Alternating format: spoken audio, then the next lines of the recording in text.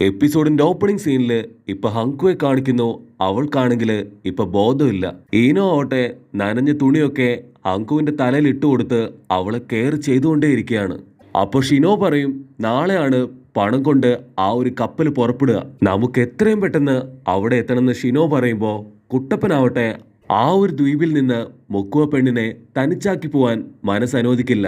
അതിനീനോ ദേഷ്യപ്പെട്ടു പറയും, അവള് കാരണമാണ് ഈ പ്രശ്നങ്ങളെല്ലാം തന്നെ ഉണ്ടായത്. അവളാണ് ഈ കടലിലെ ഡീമൻ, ആ ഒരു കടൽ മോൺസ്റ്റർ. എന്നിട്ടും നീ അവളെ സപ്പോർട്ട് ചെയ്ത് ഇവിടെ തന്നെ നിൽക്കുകയാണോ? പക്ഷെ പാവം കുട്ടപ്പന് അവളൊരു ഡീമൻ ആണെങ്കിലും അവളെ മറക്കാൻ കഴിയില്ല. കാരണം അവന്റെ ജീവൻ രക്ഷിച്ചത് ആ ഒരു മുക്കുവ പെൺകുട്ടി മാത്രമാണ്. അപ്പൊ അതേ സമയം നമ്മുടെ ഹങ്കു ആവട്ടെ വീണ്ടും ഒരു ഫ്ലാഷ് ബാക്കിലേക്ക് പോകും. ഹങ്കു വളരെ ചെറുപ്പത്തിൽ തന്നെ നമ്മുടെ മുക്കുവ പെണ്ണിനെ കടലിൽ വെച്ച് കണ്ടിരുന്നു. അവളൊരു മോൺസ്റ്റർ ആയതുകൊണ്ട് തന്നെ അവളെ കണ്ട് പേടിച്ച് ഹങ്കുവിന്റെ കയ്യിൽ നിന്ന് ഒരു കണ്ണാടി അത് താഴെ വീണോടയും. അതുകൊണ്ട് ഒറോച്ചിമാറുവിന് എന്തോ കുഴപ്പമുണ്ടെന്ന് കറക്റ്റായിട്ട് പിടികിട്ടും. കട്ട് ചെയ്താ ഇപ്പൊ കുട്ടപ്പൻ പറയും, അവളാണ് എന്റെ ജീവൻ തന്നെ രക്ഷിച്ചത്, എനിക്ക് അവൾ ഒറ്റക്കിട്ട് വരാനായിട്ട് എന്റെ മനസ്സ് അനുവദിക്കുന്നില്ല. അതിന് ഷിനോ പറയും, നമ്മുടെ യഥാർത്ഥ മിഷൻ ആ ഒരു കപ്പലിന് എസ്കോട്ട് പോവുക എന്നതാണ്. നമ്മളുടെ ശത്രുവായിട്ടുള്ള ആ ഒരു ഡീമനാണ് ആ ഒരു മുക്കുവ പെണ്ണ്. എന്നിട്ട് പിന്നെയും അവൾക്ക് വേണ്ടി ഇവിടെ വെയിറ്റ് ചെയ്യണമെന്നാണോ നീ പറയുന്നേ? ഒരുപക്ഷെ നമ്മളെ ആദ്യം അറ്റാക്ക് ചെയ്തവര് അവളെ അടിമയാക്കി വെച്ചതായിരിക്കാം. പക്ഷെ നമുക്കിപ്പോ വേറെ വഴിയില്ല, എത്രയും പെട്ടെന്ന് നമുക്ക് കപ്പലിന്റെ അടുത്തെത്തണം. അതിന് കുട്ടപ്പൻ ടെൻഷനായിട്ട്, എന്നെ കൊണ്ട് പറ്റില്ല, അവളെ കണ്ടുപിടിച്ചിട്ടേ ഞാൻ തിരിച്ചു വരികയുള്ളൂ. എനിക്ക് ഉറപ്പുണ്ട് അവൾ ഏതോ ഒരു ട്രാപ്പില് ഇപ്പൊ കറക്റ്റായിട്ട് പെട്ടുപോയതാണ്. ഞാൻ അവളെ എങ്ങനെയെങ്കിലും അന്വേഷിച്ച് കണ്ടുപിടിക്കുന്നു പറയുമ്പോ ഷിനോ പറയും, എനിക്കൊരു ഐഡിയ ഉണ്ട്. ഒരുപാട് പേര് കാണാതായിപ്പോയ ഐലൻഡാണ് ഡീമൻ ഐലൻഡ്. ഒരു പക്ഷേ അവിടെ അന്വേഷിക്കുകയാണെങ്കിൽ അവളെ കണ്ടെത്താൻ പറ്റിയാലോ എന്ന് ഷിനോ ചോദിക്കുമ്പോൾ ഇപ്പൊ ഹങ്കു ആവട്ടെ അവിടെ ഞെട്ടി എഴുന്നേക്കും. ഹങ്കു പറയും, അവളും നമ്മളെപ്പോലെ തന്നെ ഒരു സാധാരണ മനുഷ്യ സ്ത്രീയാണ്. ഒറോച്ചിമാറു എന്തൊക്കെയോ ചില ജിപ്സും ഒക്കെ ഉപയോഗിച്ചാണ് അവൾ ഈ രൂപത്തില് ഒരു ഡീമനാക്കി മാറ്റിയത്. അപ്പൊ അതേസമയം നമ്മുടെ മുക്കുവത്തി പെണ്ണും ആ ഒരു കണ്ണാടിക്കാരനും അയലൻഡിലൂടെ നീന്തി നീന്തി ഇപ്പൊ മറ്റൊരു കരയ്ക്കെത്തും. അപ്പൊ കണ്ണാടി പയ്യൻ പറയും, ഇപ്പൊ സംഭവിച്ചത് സംഭവിച്ചു, മേലാല് ഞങ്ങൾക്കെതിരായിട്ട് എന്തെങ്കിലും ചെയ്യാൻ ശ്രമിച്ചാൽ തീർച്ചയായിട്ടും നിന്നെ കൊന്നുകളയുമെന്ന് പറയും. അവൾ വിഷമിച്ച് തലയാട്ടി ഇപ്പൊ താഴേക്ക് നോക്കുമ്പോ അവക്ക് നറൂട്ടോ കുട്ടപ്പനെ ഓർമ്മ വരും. അവൾക്ക് വേണ്ടി അവൻ ഫൈറ്റ് ചെയ്യാൻ പോയത് കുട്ടികളെറിഞ്ഞ കല്ല് അത് കറക്റ്റായിട്ട് ക്യാച്ച് ചെയ്തത്, അവളെ ആശ്വസിപ്പിച്ചത്, അങ്ങനെ ഒരുപാട് കാര്യങ്ങൾ ഓർത്ത് അവൾക്ക് ഒത്തിരി വിഷമാവും. ഇവിടെ ഹങ്കു പറയും, ഇതിന്റെ എല്ലാം പുറകില് ആ ഒരു ഒറോച്ചിമാറുവാണ്. വർഷങ്ങൾക്ക് മുൻപ് ഡീമൻ ഐലാൻഡിലേക്ക് പോയ എല്ലാവരെയും പിടിച്ചു വെച്ചത് ആ ഒരു കടൽഭൂതമല്ല, മറിച്ച് ഒറോച്ചിമാറുവാണ്. ഡീമൻ ഐലൻഡിലെത്തിയ എല്ലാവരെയും അവൻ തട്ടിക്കൊണ്ടുപോയി റിസർച്ചിനായി പ്രയോജനപ്പെടുത്തി. 10 വർഷങ്ങൾക്ക് മുൻപ് ഒറോച്ചിമാറു തന്റെ യഥാർത്ഥ സ്വഭാവം പുറത്തു കാണിച്ചതിനെ തുടർന്ന് തേർഡ് ഹൊക്കാഗെയും മറ്റ് 2 ആളുകളും കൂടി അവനെ പിടിക്കാനായിട്ട് അവന്റെ കോട്ടയിലെത്തി. പക്ഷെ ഒറോച്ചിമാറു അവൻ തട ചെയ്തു വെച്ചിട്ടുള്ള എല്ലാ ജിപ്സും ഉപയോഗിച്ചുകൊണ്ട് അവിടുന്ന് ഈസി ആയിട്ട് രക്ഷപ്പെട്ടു. അവൻ ലീഫ് വില്ലേജിന് പുറത്ത് ഒരുപാട് ഗ്രാമത്തിലൂടെ അലഞ്ഞു തിരിഞ്ഞ് അവന്റെ റിസർച്ചുകൾ തുടർന്നു കൊണ്ടേയിരുന്നു. അങ്ങനെ ഒടുവിലാണ് അവൻ ഡീമൻ ഐലൻഡിൽ എത്തിയത്. അവൻ ഐലൻഡ് തന്നെ നശിപ്പിച്ച് അവിടെ അവന്റെ തന്നെ ഒരു സാമ്രാജ്യം കെട്ടിപ്പടുത്തു. ഇതൊക്കെ കേട്ട് കുട്ടപ്പൻ ടെൻഷനാവും. തീർച്ചയായിട്ടും ഒറോച്ചിമാറുവെ ഞാൻ ഇത്തവണ പിടിച്ചിരിക്കും. സാസുകയും മുക്കുവ പെണ്ണിനെയും അങ്ങനെ അവന്റെ കയ്യിൽപ്പെട്ട എല്ലാവരെയും ഞാൻ രക്ഷിക്കുമെന്ന് പറയുമ്പോൾ ഹങ്കു പറയും, ഇനി ഒട്ടും വൈകിക്കൂടാ, നമുക്കിപ്പൊ തന്നെ പോണെന്നും പറഞ്ഞ് അവരൊരു ചെറിയ ബോട്ടും എടുത്ത് ഇപ്പൊ ഡീമൺ ഐലൻഡിലേക്ക് തന്നെ യാത്ര തിരിക്കും. അപ്പൊ ഹങ്കുവിന് വീണ്ടും ആ ഒരു ശാപക്കുറിയിൽ നിന്ന് ഒരുപാട് വേദന എടുക്കാൻ തുടങ്ങും. അവൾ ആ വേദനയില് നിലവിളിച്ച് കരയുമ്പോ ഇവിടെ ഒറോച്ചിമാറുവിന് മനസ്സിലാവും അവന്റെ ഐലൻഡിലേക്ക് ആരോ വരുന്നുണ്ടെന്ന്. കാരണം ഒറോച്ചിമാറു സംഘവും ഇപ്പൊ ഉള്ളത് അതേ ഡീമൻ ഐലൻഡിലാണ്. ഐലൻഡിലേക്ക് ഇപ്പൊ ആരോ വരുന്നുണ്ടെന്ന് മനസ്സിലാക്കി ഒറോച്ചിമാറു ആ നീല മുടിയനോട് പറയും, ഇവിടേക്ക് ആരൊക്കെയോ വരുന്നുണ്ട്, അതാരാണെന്ന് നോക്കാൻ ഇപ്പൊ ഒറോച്ചിമാറു പറയും. അപ്പൊ അതേ സമയത്ത് ആ നീലമുടിക്കാരനാവട്ടെ അവൻ പല്ലെറുമി ഇപ്പൊ പുറത്തേക്ക് പോകും. ഇവിടെ നമ്മുടെ ആൾക്കാര് ആ ഒരു ദ്വീപിലേക്ക് ഇപ്പൊ എത്തിക്കഴിഞ്ഞു. ദ്വീപിന്റെ ഒത്ത നടുക്കായിട്ട് ഇപ്പൊ വലിയൊരു ഗുഹ നമ്മുടെ ആൾക്കാർ കാണും. നമ്മുടെ ആൾക്കാര് ഇപ്പൊ പതിയെ ആ ഒരു ഗുഹയുടെ അടുത്തേക്ക് അടുക്കും. അപ്പോഴാണ് ആ നീലമുടിക്കാരൻ ആ ഒരു കണ്ണാടി പയ്യനോടും നമ്മുടെ മുക്കുവത്തി പെണ്ണിനോടും എന്തൊക്കെയോ ചില കാര്യങ്ങൾ പറയുന്നതായിട്ട് അവർ കാണുക. നമ്മുടെ മുക്കുവത്തി പെണ്ണ്, ഇനിയെങ്കിലും ദയവ് ചെയ്ത് എന്നെ പഴയതുപോലെ ആക്കണം. നിങ്ങൾ ചോദിച്ച എല്ലാ ഇൻഫർമേഷനും ഞാൻ വളരെ കഷ്ടപ്പെട്ട് നിങ്ങൾക്ക് തന്നില്ലേ, ഇനിയെങ്കിലും എൻ്റെ ജീവനും ജീവിതവും എനിക്ക് തിരിച്ചതായോ?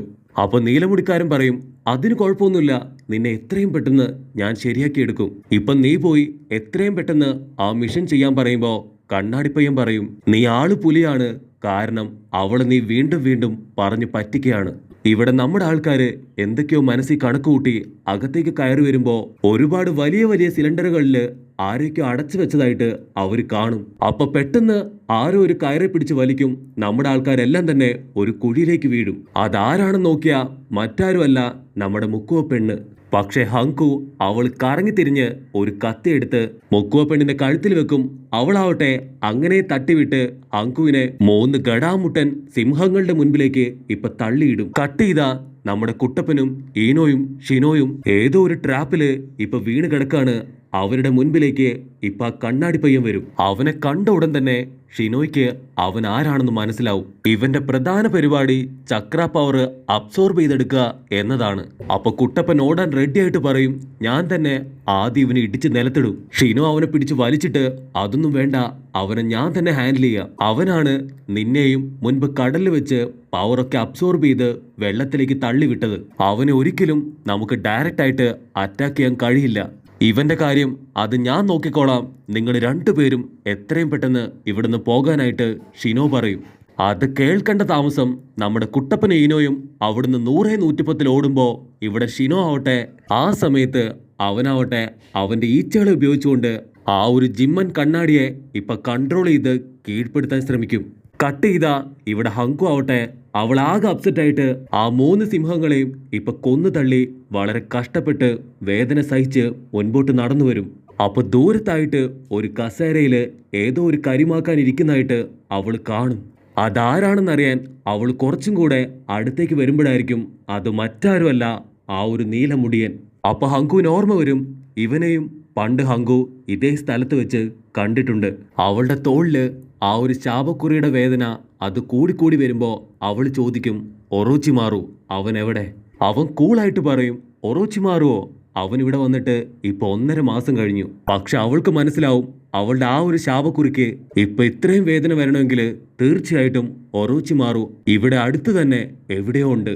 അപ്പൊ അതേ സമയത്ത് നമ്മുടെ കുട്ടപ്പനും ടീംസും അങ്ങോട്ടേക്ക് വരുമ്പോ ആ നീലമുടിക്കാരൻ ഇപ്പൊ ചിരിച്ചിട്ട് പറയും, അപ്പൊ നീ ഒറ്റയ്ക്കല്ല, ഒരുപാട് ഗനീൻസുമായിട്ടാണ് ഇവിടേക്ക് വന്നതല്ലേ? ആക്ച്വലി ഈ ഒരു മുടിക്കാരൻ ഒരു മെഡിക്കൽ നിഞ്ചയാണ്. മാത്രമല്ല ഒറോച്ചിമാറുവിന്റെ ഒരു പാർട്ട്ണർ കൂടിയാണ് ഇവൻ. അത് കേട്ട് കുട്ടപ്പൻ ഇപ്പൊ ഒരുപാട് ദേഷ്യം വരും. അപ്പൊ നീ കൂടെ ചേർന്നാണ് ഇതെല്ലാം ചെയ്തത്. ഇങ്ങനെയൊക്കെ ഒരുപാട് റിസർച്ച് ചെയ്തിട്ട് നിനക്ക് എന്ത് ഗുണമാണ് കിട്ടുന്നതെന്ന് കുട്ടപ്പൻ ചോദിക്കുമ്പോ അവൻ പറയും, ഈ റിസർച്ച് തന്നെയാണ് എൻ്റെ ജീവിതം. നിങ്ങളെല്ലാവരെയും റിസർച്ച് ചെയ്ത് ഞാൻ അടിപൊളിയാക്കി മാറ്റാം. ഈ മുക്കുവത്തി പെണ്ണിനെ കണ്ടില്ലേ, ഇവളൊരു സാധാരണ പെൺകുട്ടിയായിരുന്നു. ഒരുപാട് എക്സ്പെരിമെന്റിലൂടെ ഇവൾക്ക് ഞാൻ ഒരുപാട് കഴിവ് കൊടുത്തു. ഇവൾക്കിപ്പോ കരയിലൂടെയും കടലിലൂടെയും ഒരുപോലെ വളരെ വേഗത്തില് സഞ്ചരിക്കാനായിട്ട് സാധിക്കും. എൻ്റെ ഏറ്റവും വലിയ ആഗ്രഹത്തിൽ ഒന്നായിരുന്നു അണ്ടർ വാട്ടറിൽ ഫൈറ്റ് ചെയ്യുന്ന ഒരു മാസ് നിഞ്ച. എൻ്റെ എക്സ്പെരിമെന്റ് കൊണ്ട് എനിക്ക് ഇവളെ അങ്ങനെയാക്കി തീർക്കാൻ കഴിഞ്ഞു. ഇവൾക്ക് വെള്ളത്തിന്റെ അടിയിലൂടെ വളരെ ഫ്ലെക്സിബിൾ ആയിട്ട് മൂവ് ചെയ്യാൻ സാധിക്കും. ഇവളെ ഉപയോഗിച്ചുകൊണ്ട് ഞാൻ വാട്ടർ ട്രാൻസ്പോർട്ടേഷൻ എല്ലാം തന്നെ എൻ്റെ അധീനതയിലാക്കും. ഈ ലോകത്തെ തന്നെ ഞാൻ എൻ്റെ വിരൽത്തുമ്പിൽ കൊണ്ടുവരുമെന്ന് പറയുമ്പോൾ കുട്ടപ്പനാവട്ടെ അവന്റെ കലി കേറി കേറി വരും. നീ ജനങ്ങളെ കയ്യിലിട്ട് അമ്മാനം ആടുകയാണല്ലേ, ഉറപ്പായിട്ടും നിന്നെ ഞാൻ വെറുതെ വിടില്ല എന്ന് പറഞ്ഞ് കുട്ടപ്പനാവട്ടെ അവനെ ഇടിക്കാനായിട്ട് ചാടി അങ്ങോട്ട് വീഴും. അപ്പൊ കറക്റ്റായിട്ട് ആ ഒരു മുക്കുവ പെണ്ണ് അവന്റെ മുൻപിൽ കയറി നിൽക്കും. അവളെ കാണുമ്പോ നമ്മുടെ കുട്ടപ്പന് ഒരുപാട് ഫീലായി അവൾ ഇടിക്കാൻ തോന്നില്ല. ഇവിടെ ഷിനോ ആവട്ടെ ഒരുപാട് നേരമായിട്ട് അവന്റെ ഈച്ചകൾ ഉപയോഗിച്ചുകൊണ്ട് വില്ലനെ കീഴ്പ്പെടുത്താനായിട്ട് ശ്രമിച്ചു കൊണ്ടേയിരിക്കുകയാണ്. അപ്പൊ വില്ലൻ അവൻ പതിയെ താഴേക്കിരിക്കും, എന്നിട്ട് കൈകൊണ്ട് തറയിൽ ആഞ്ഞിടിക്കും. ആ പവറില് ഷിനോയുടെ കൺട്രോൾ പോയി അവൻ ഷെയ്ക്ക് ആവുമ്പോ വില്ലൻ അങ്ങനെ കറങ്ങി വന്ന് ഇപ്പൊ ഷിനോയെ അവന്റെ 2 കൈ ഉപയോഗിച്ചുകൊണ്ട് ലോക്ക് ചെയ്ത് പിടിക്കും. ഇവിടെ കുട്ടപ്പനാവട്ടെ ഇപ്പൊ അവളോട് ദേഷ്യം കയറി, അവനാണ് നിന്നെ ഒരുപാട് ദ്രോഹിച്ച് ഈ രൂപത്തിലാക്കിയത്, എന്നിട്ട് വീണ്ടും വീണ്ടും നീ അവനെ തന്നെ രക്ഷിക്കാനായിട്ട് നോക്കുകയാണോ? നിന്നെ ഞാൻ രക്ഷിക്കാം, നീ ദയവ് ചെയ്ത് എന്റെ മുൻപിൽ നിന്ന് മാറി നിൽക്ക്. അതിനവള് ദേഷ്യപ്പെട്ട് പറയും, ഇവൻ വിചാരിച്ചെങ്കിൽ മാത്രമേ എന്നെ പഴയതുപോലെ ആക്കി തീർക്കാനാവുകയുള്ളൂ. അവള് പതിയെ അവളുടെ മുഖത്തുള്ള ആ ഒരു റിബൺ അത് അഴിച്ചു മാറ്റാൻ തുടങ്ങും. അപ്പൊ അവര് കാണും അവളുടെ മുഖത്ത് ആ ഒരു മോൺസ്റ്ററിന്റെ ചെറിയ പാടുകള് അവിടെ ഇവിടെയൊക്കെ ആയിട്ട്. ജനങ്ങളെല്ലാവരും എന്നെ മോൺസ്റ്റർ എന്ന് മുദ്ര കുത്തി കല്ലെടുത്ത് എറിയുകയാണ്. എനിക്കിതിൽ നിന്ന് രക്ഷപ്പെടണമെങ്കിൽ അതിനിവൻ തന്നെ മനസ്സ് വെക്കണം. അവളിരുന്ന് കരയാണ്. അവളെ ഒന്ന് ആശ്വസിപ്പിക്കാൻ പോലും അവൾക്ക് ചുറ്റും ആരുമില്ല. കുട്ടപ്പന് മനസ്സിലാവും അവളും അവനെപ്പോലെ തന്നെ ഒരു ഓർഫനാണ്. അപ്പൊ കറക്റ്റ് ടൈമില് വീഴാണ് അവിടെ വലിയൊരു ബോംബ്. ആ ഒരു കണ്ണാടി പയ്യൻ അവനാണ് ബോംബ് വിട്ട് ഇപ്പൊ അവിടേക്ക് കയറി വന്നത്. ആ ഒരു ബോംബ് പൊട്ടിയ എഫക്റ്റില് ഇപ്പൊ ഹങ്കുവിനാവട്ടെ ബോധം ഉണ്ടാവില്ല. ആ ഒരു വില്ലന്മാരുടെ കൂടെ ഇപ്പൊ നമ്മുടെ മുക്കോ പെണ്ണ് പോകുന്ന കാണുമ്പോ കുട്ടപ്പനാവട്ടെ, ദയവ് ചെയ്ത് ഞാൻ പറയുന്നത് നീ കേൾക്കണം, നീ പോകരുത്, നീ പോകുന്നത് വലിയ അപകടത്തിലേക്കാണെന്ന് പറയുമ്പോ അവളാവട്ടെ അത് മൈൻഡ് പോലും ചെയ്യില്ല. ഇവിടെ ഷിനോയെ ആ ഒരു കണ്ണാടി വില്ലൻ ഇപ്പൊ ലോക്ക് ചെയ്ത് പിടിച്ചിരിക്കുകയാണ്. അവൻ എന്തെങ്കിലും ചെയ്യുന്നതിന് മുൻപ് ഷിനോ ആവട്ടെ ഇപ്പൊ ഈച്ചകളായിട്ട് മാറി കറക്റ്റായിട്ട് അവന്റെ കയ്യിൽ നിന്ന് ഇപ്പൊ എസ്കേപ്പ് ആവും. ഇവിടെ മറ്റൊരു വില്ലൻ ഇപ്പൊ കുട്ടപ്പനെ എടുത്തിട്ട് ഇണ്ടൻ അടിച്ചുകൊണ്ടിരിക്കുമ്പോ ഈനോ ആവട്ടെ അവളുടെ പവർ ഉപയോഗിച്ചുകൊണ്ട് ആ വില്ലനെ കൺട്രോൾ ചെയ്ത് അവന്റെ കൈ ഉപയോഗിച്ചുകൊണ്ട് തന്നെ അവനെ അവിടെ കെട്ടിയിടും. അപ്പോഴേക്കും ആ ഒരു ബിൽഡിങ് അത് പതിയെ പതിയെ ഇപ്പൊ ഇടിഞ്ഞു വീഴാൻ തുടങ്ങും. കുട്ടപ്പനും ഈനോയും ചേർന്ന് ഇപ്പൊ ഹങ്കുവെ അവളെ താങ്ങിയെടുക്കും. മറ്റൊരു വശത്തൂടെ ഇപ്പൊ ഷിനോ ആവട്ടെ പുറത്തേക്ക് ഓടി രക്ഷപ്പെടാൻ ശ്രമിക്കുമ്പോ പക്ഷെ അപ്പോഴേക്കും വില്ലന്മാരെല്ലാവരും ചേർന്ന് ഒരു ബോട്ടെടുത്ത് ആ ഒരു പണം കൊണ്ടുപോകുന്ന കപ്പൽ അടിച്ചു മാറ്റാനായിട്ട് ഇപ്പൊ യാത്ര പുറപ്പെടും. ഇവിടെ കുട്ടപ്പനും ടീംസും ആവട്ടെ ആ ഒരു ബിൽഡിങ് അത് മുഴുവനായിട്ടും ഇടിഞ്ഞ് താഴെ വീഴുന്നതിന് മുൻപേ ഓടി രക്ഷപ്പെടാൻ നോക്കുന്നതോടുകൂടി ഈ ഒരു എപ്പിസോഡും അവസാനിക്കുന്നു.